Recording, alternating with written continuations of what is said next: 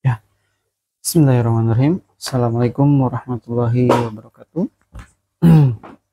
Ya, teman-teman sekalian, pada video kali ini kita akan membahas atau akan membaca eh, terkait dengan pentingnya waktu ya, dan bagaimana para ulama mengoptimalkan waktu yang mereka miliki dengan berbagai macam bentuk kebaikan. Nah, kali ini bahan bacaan kita adalah dari kisah para ulama terdahulu mengelola waktu, karya Abdul Fattah Abu Gudah. Oke teman-teman, bacaan kita diawali dari pernyataan bahwasanya bentuk kekuatan dalam beramal yaitu tidak menunda kewajiban hari ini hingga besok. Dalam kitabnya Al-Khutab wal Mawaiz, Imam Abu Ubaid Qasim bin Salam meriwayatkan dari Hasan al-Basri, dia berkata, Umar bin Khattab menulis surat kepada Abu Musa al-Asy'ari. Umar menuturkan, amma ba'du, bentuk kekuatan dalam beramal adalah engkau tidak menunda pekerjaan hari ini hingga esok hari. Jika engkau menunda-nunda, pekerjaanmu akan bertumpuk. Engkau bingung mana yang akan harus didahulukan hingga akhirnya engkau menyia-nyiakan semuanya. Oke, ini baru paragraf pertama, teman-teman sekalian. Mungkin ini akan banyak orang yang tersinggung ya kaitannya dengan menunda pekerjaan, karena hampir mungkin semua orang ketika dalam keseharian itu mengalami kesulitan dalam mengoptimalkan waktu yang dimiliki, karena kita hampir mayoritas, walaupun tidak semuanya ya, memiliki kecenderungan untuk menunda sebuah pekerjaan. Kalau bisa dikerjakan besok, kenapa harus sekarang gitu ya? Kalau misalkan deadline-nya masih minggu depan, kenapa harus dikerjakan sekarang? Bahkan ada istilah bahwasanya ketika waktu mendekati deadline maka kemampuan semakin meningkat gitu ya. Akan tetapi itu justru hanya bentuk sebagai pembenaran ya dari eh, sifat yang buruk, yaitu menunda pekerjaan. Nah, salah satu kisah ulama yang membuka cerita pada kesempatan kali ini yaitu penyesalan Abdullah bin Mas'ud radhiyallahu an karena berlalunya satu hari dalam usianya. Abdullah bin Mas'ud radhiyallahu an, seorang sahabat Rasulullah SAW yang mulia, bertutur, tiada yang lebih aku sesali dibandingkan berjalannya satu hari kala matahari terbenam, usiaku berkurang tetapi amalku tidak bertambah. Betapa indah yang diungkapkan sebagian ulama. Siapa yang menghabiskan harinya dalam perkara selain hak yang harus ditunaikan, kewajiban yang harus dilakukan, kemuliaan yang harus diperkuat, kebaikan yang harus dimulai, atau ilmu yang harus dipelajari, maka dia telah mendurhakai dan menyia-nyiakan waktunya serta menzolimi dirinya sendiri. Dalam sebuah syair dituturkan, bila berlalu satu hari, aku tidak berbuat sesuatu, tidak juga menukil sebuah ilmu, hari itu bukanlah dari usiaku. Dalam sebuah ungkapan yang dinisbahkan kepadanya, Imam Musa al-Kazim berkata, barang siapa amalnya yang dalam 2 hari, maka dia rugi. Gimana? Barang siapa amalnya sama dalam 2 hari, maka dia merugi. Barang siapa tidak mengetahui penambahan amal dalam dirinya, maka dia mengalami pengurangan. Oh, kisah Abdullah bin Mas'ud ini sangat ekstrim ya, dalam artian memaknai waktu. Sampai-sampai beliau di dalam sebuah syairnya, kalau misalkan suatu hari itu tidak berbuat sesuatu yang bermanfaat, yang baik, ataupun mungkin menambah ilmunya, itu kata beliau hari itu bukan dari usiaku. Dalam artian hmm, ketika kita mungkin melewatkan suatu hari tanpa berbuat kebaikan ataupun tanpa menambah atau menukil sebuah ilmu, maka seakan-akan hari itu tidak berguna gitu, tidak terhitung di dalam usia kita. Jadi berlalu begitu saja, yang mana diperkuat lagi di pernyataan berikutnya, andai saja gitu ya, bukan hanya tidak melakukan, tapi andai saja hari sekarang sama dengan hari kemarin gitu, maka eh, disimpulkan bahwasanya kita itu termasuk orang yang rugi. Dan ketika kita tidak menyadari apa hal positif yang lebih dari hari kemarin, nah itu juga divonis gitu ya, bahwasanya kita itu mengalami pengurangan atau penurunan dari hari kemarin. Siang dan malam berputar pada dirimu, maka beramallah pada keduanya. Umar bin Abdul Aziz, seorang khalifah yang soleh, berkata, sesungguhnya siang dan malam berputar dalam dirimu, maka beramallah pada keduanya. Hentikanlah matahari, lalu aku akan berbincang denganmu. Ini dinukil dari Amir bin Abdi Qais, seorang tokoh tabi'in yang zuhud. Ada seorang yang berkata kepadanya, berbincanglah denganku. Amir bin Abi Thalib Qais menjawab, hentikanlah matahari. Maksud dari perkataan Amir bin Abdi Qais itu adalah, cobalah untuk menghentikan matahari dan tahanlah ia dari perputarannya. Setelah itu barulah dia akan berbincang dengan orang tersebut. Sesungguhnya waktu terus bergerak dan merayap tanpa henti. Waktu tidak akan kembali setelah ia berlalu. Kerugian waktu adalah kerugian yang tidak mungkin digantikan dan dikembalikan karena setiap waktu ada amal khusus yang mengisinya. Dari kisah Amir bin Abdul Qais ini seakan-akan kita tidak bisa menghentikan atau tidak bisa mengulangi, juga tidak bisa merevisi amal-amal perbuatan yang telah kita lakukan dalam waktu-waktu yang lampau. Jadi mungkin ini hikmahnya adalah kita harus benar-benar menggunakan waktu yang kita miliki sebaik mungkin, karena tidak mungkin waktu yang sudah kita pakai itu kembali lagi. Tidak mungkin amal catatan-catatan amal yang sudah kita lakukan di saat ini, mungkin detik ini, menit ini, itu tetap berjalan. Tidak mungkin kita menyetopnya kemudian mengubah atau memperbaiki amal-amal kita di hari yang lalu, karena waktu terus berjalan. Kemudian Hasan al-Basri berkata, wahai anak Adam, sesungguhnya engkau semata-mata kumpulan hari-hari. Jika berlalu satu hari, berlalu pula sebagian dirimu. Dia juga berkata, wahai anak Adam, engkau ibarat berada di antara dua batu yang menghimpitmu. Malam menuju siang dan siang menuju malam, hingga keduanya mengantarmu ke akhirat. Jika demikian, adakah makhluk yang lebih terancam darimu, wahai anak Adam? Dia juga berkata, aku mendapati suatu kaum yang perhatian mereka terhadap waktu lebih besar daripada perhatian kalian terhadap dirham dan dinar.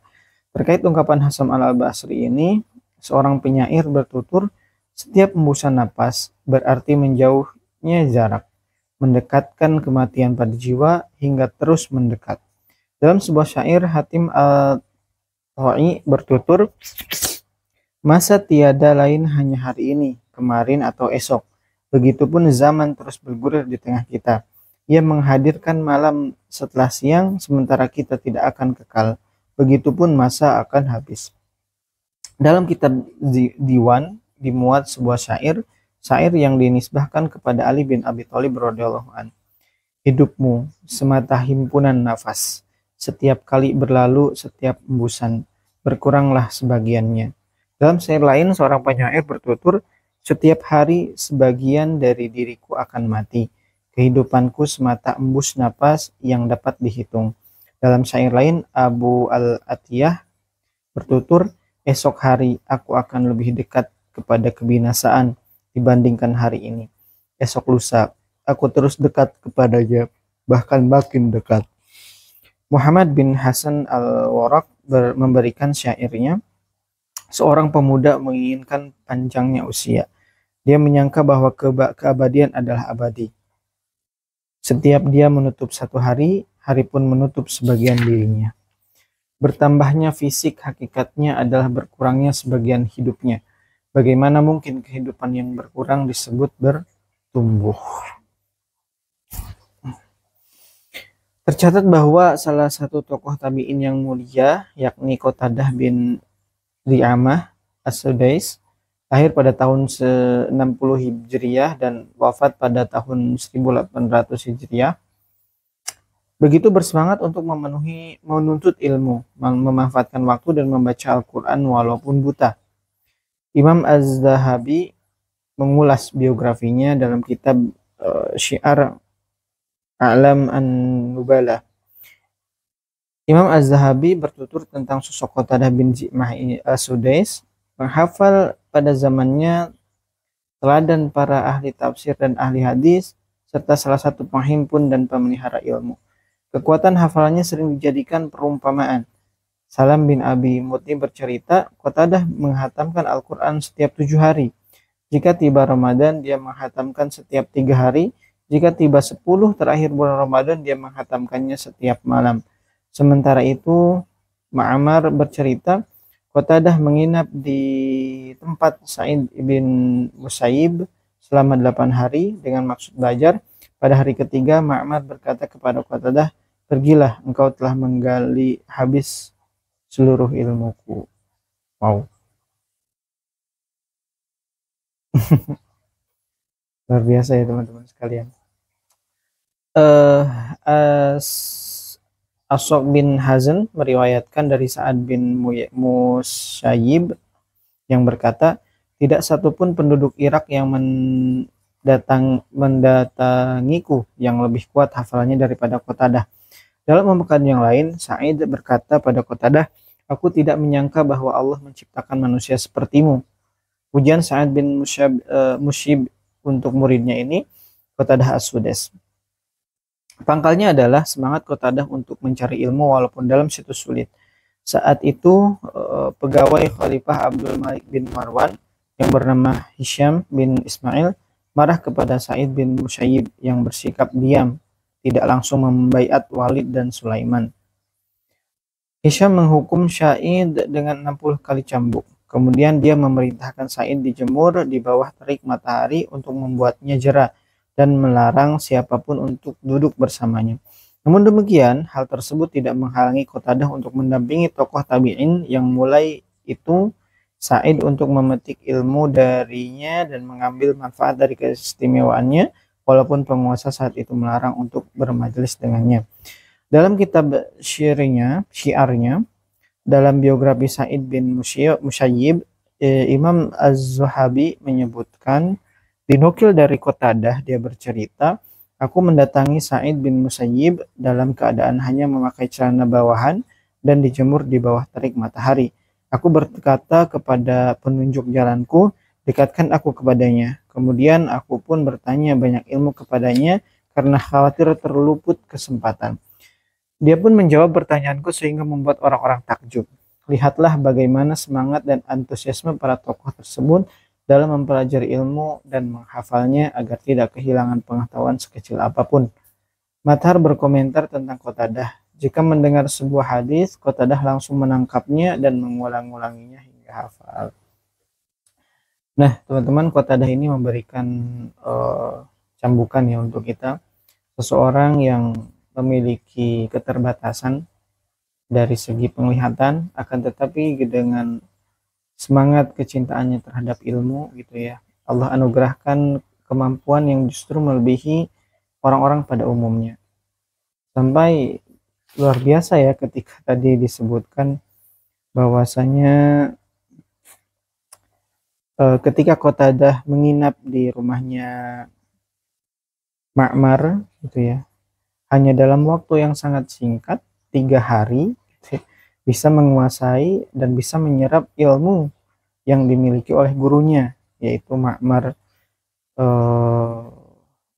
itu guru-gurunya Qatadah itu yaitu Ma'mar ya. 3 hari sudah selesai semua, bahkan dengan keterbatasannya bisa menghafalkan Al-Quran sebegitu intensnya gitu, sampai setiap hari di akhir bulan Ramadan Qatadah ini bisa menyelesaikan bacaan Al-Qur'annya 30 juz. Kayaknya kalau dibandingkan dengan kita ini sangat jauh ya teman-teman, tapi kita berdoa mudah-mudahan setidaknya mirip-mirip atau berniat untuk mengikuti langkah Qatadah ya teman-teman. Nah, kita lanjutkan dalam kitab syiarnya. Oh ya, ini sudah tadi ya. Belum. Dalam kitab syiarnya, dalam biografi Imam Sufyan Ats-Tsauri, Imam Az-Zahabi berkata, dia adalah Syekhul Islam, pemuka hufaz, para penghafal hadis, dan pemimpin para ulama pada masanya. Dia adalah Abu Abdillah Sufyan bin Sa'id Ats-Tsauri Al-Kufi dan sang mujtahid. Dia lahir pada tahun 97 Hijriah dan wafat pada tahun 161 Hijriah. Abdurrahman bin Mahdi pernah bercerita, suatu ketika kami pernah duduk bersama Sufyan Ats-Tsauri di Mekah. Tiba-tiba dia melompat lalu berkata, siang hari sedang melaksanakan tugasnya. Seorang penyair bertutur, waktu bagaikan api, amal ibaratkan tongkat kayu. Bersegeralah lakukan kebaikan karena usiamu sedang terbakar. Ini mengibaratkan dengan usia kita adalah amal kita adalah tongkat kayu dan waktu itu adalah api. Jadi ketika amal kita diam saja begitu ya, maka waktu akan terus berjalan, dan mungkin ketika kita tidak betul-betul memanfaatkannya maka akan kehilangan banyak amal karena dilahap oleh waktu yang terus berjalan.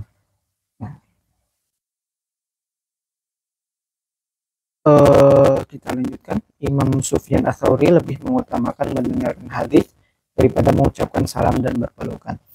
Di antara hal unik yang diriwayatkan dari kehidupan salaf, baik ahli hadis maupun ahli fikih, dalam perkara menjaga waktu dan bersegera mempelajari ilmu serta mendengarkan hadis karena khawatir waktunya akan sia-sia. Kisah yang terjadi pada Imam Sufyan Ats-Tsauri. Dalam kitabnya Al-Jami' lil Akhlaq Ar-Rawi wa Adab Sami, Al-Khatib Al-Baghdadi berkata, hal penting bagi seorang pencari ilmu adalah antusiasme yang tinggi dan bersegera untuk banyak mendengar serta memperbanyak mulazamah para guru.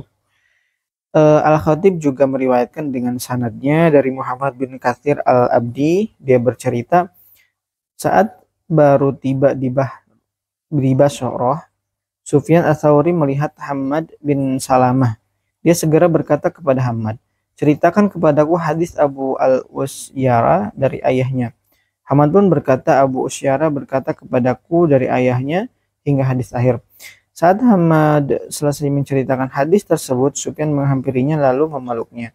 Hammad bertanya, siapa engkau? Sufyan menjawab, aku Sufyan,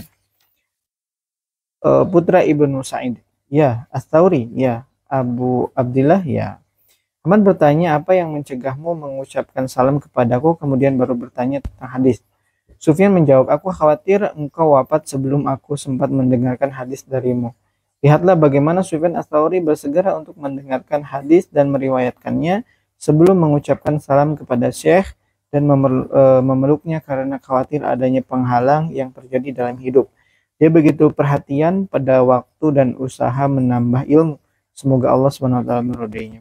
Betapa waspada dia terhadap waktu dan betapa berharga ilmu baginya. Semoga Allah SWT memberkahi para pemuka dan tokoh tersebut karena telah berkorban demi mendapatkan ilmu.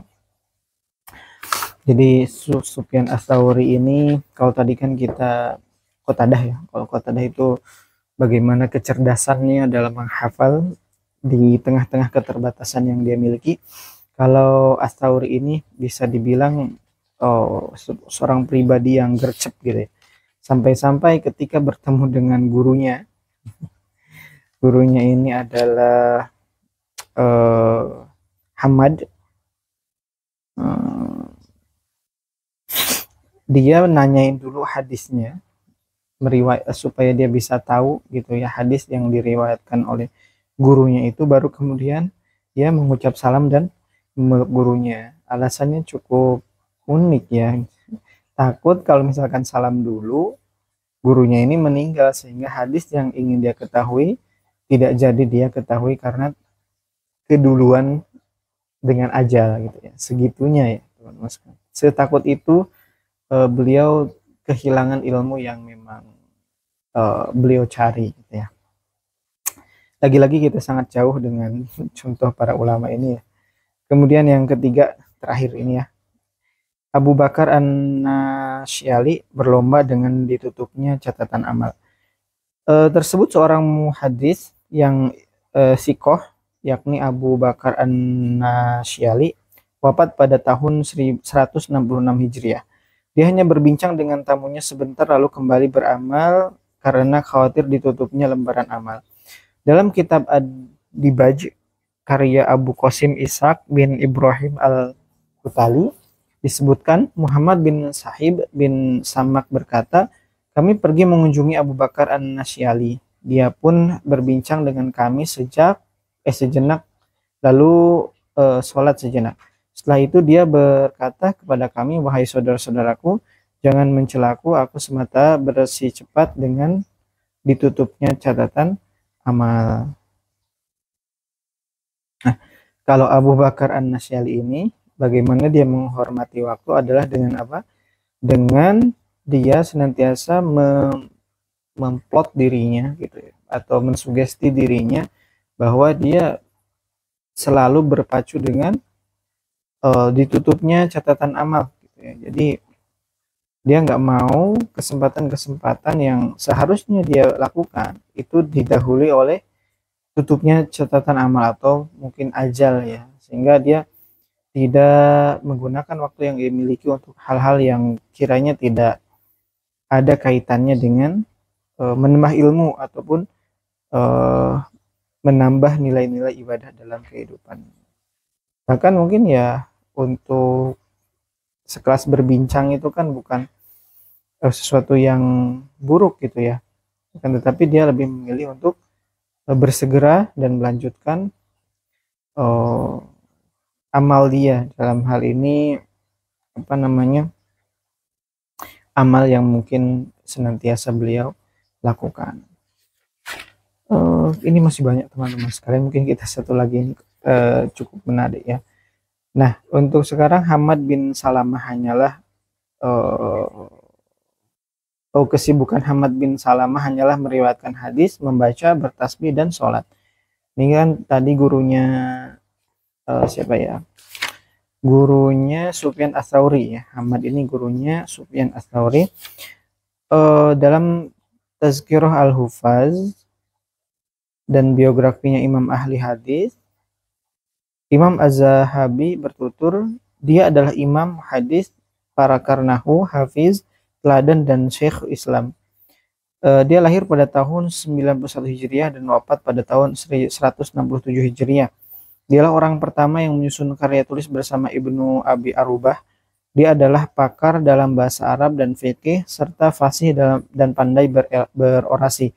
Dia sosok yang berkomitmen pada sunnah sekaligus ahli ibadah. Gurunya sendiri Abdurrahman bin Mahdi pernah berkata, jika dikatakan kepada Hamad bin Salamah, engkau akan mati besok, dia tidak akan mampu lagi untuk menambah sedikit pun amalnya. Sementara itu Musa bin Ismail Al-Tabudzaki pernah bercerita, jika aku mengatakan kepada kalian bahwa aku tidak pernah melihat Hamad bin Salamah tertawa, sesungguhnya aku tidak berdusta. Dia selalu sibuk antara mengerjakan hadis, membaca, bertasbih, dan sholat. Dia membagi waktu siang hari dengan kegiatan itu. Yunus bin Mu'adzib bercerita, Hamad bin Salamah wafat dalam keadaan sholat. Semoga rahmat Allah tercurah atasnya. Jadi kalau Hamad ini kita bisa ambil contoh, beliau sangat antusias atau totalitas gitu ya dalam hal thalabul ilmu. Jadi sampai disimpulkan oleh penulis, ya kalau kesibukannya Hamad itu ya nggak ada lagi selain meriwayatkan hadis, membaca, bertasbih dan sholat.